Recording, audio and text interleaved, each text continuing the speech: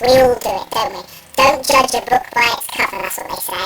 But at some point in our lives, everybody does exactly that. Starwing on the Super Nintendo. Well, I am going to do what I told myself long ago I would never do. I am going to give this game a chance. I'm treading very carefully with this one, knowing how many fanboys there are out there for the Starwing series. Starwing, or Starfox as it was known in the US, was released on the Snes in 1993 and received instant success.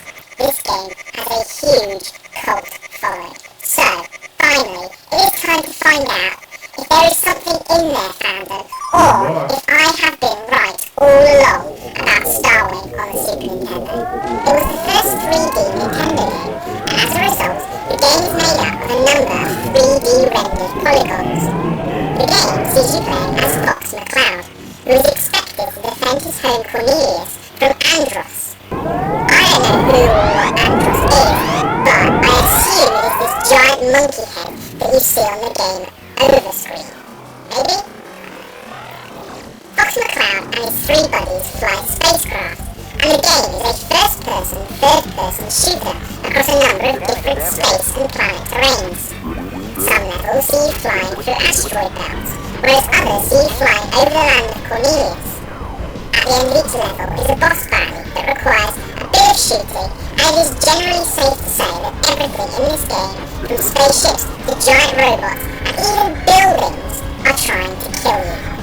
Starwing was released right at the beginning of 3D gaming, and in 1993, no one was doing it better than Nintendo. Sure, other companies were having a go, but Starwing was one of those rare 3D gems that was actually not half a bad game.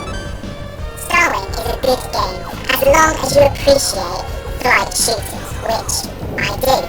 Granted, it doesn't stack up to some of the games nowadays in the realism, but for 1993, it had a pretty good go at it. But Starwing is a one-player game, simple as. In a society that is getting so obsessed with online multiplayer options, it's nice to remember the simple times when single player ruled. The spacecraft you are flying takes up so much of the screen. What chance do I have to dodge things when I fill the entire screen and can barely see projectiles flying towards me? And what are these things meant to be? So, okay, I kind of recognise those things that are supposed to be ships, but the rest have me completely confused. The problem that I have with this game is exactly the same problem that I have with the N64 as a gaming console. Starwing marks the beginning of an era where gaming companies were trying to make everything look realistic, 3D, and generally better in their games. Fair enough, no harm in wanting to make the best game that you can. The problem is that they were trying to make advancements before their time. Now, obviously, the Super Nintendo games, many of them, still look amazing today. And the current generation consoles, PlayStation 3 for example, those games look amazing as well. However, in between there was kind of a lull in quality of graphics, where developers were trying to go for realism, 3D, but in fact, because of the lack of technology, the games just ended up looking blocky, glitchy, and awkward. I can't help but think that it was at least partly responsible for making developers think that people wanted the graphics more than the actual gameplay. Now, what I can't do is ignore the huge cult following that this game has. They must see something that I don't, and I accept that.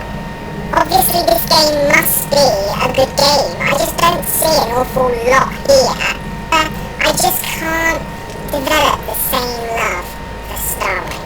I still hate Starwing. I was absolutely spot on in my opinion about all the things that were bad about the game. And turns out I was actually right. It's enjoyable, but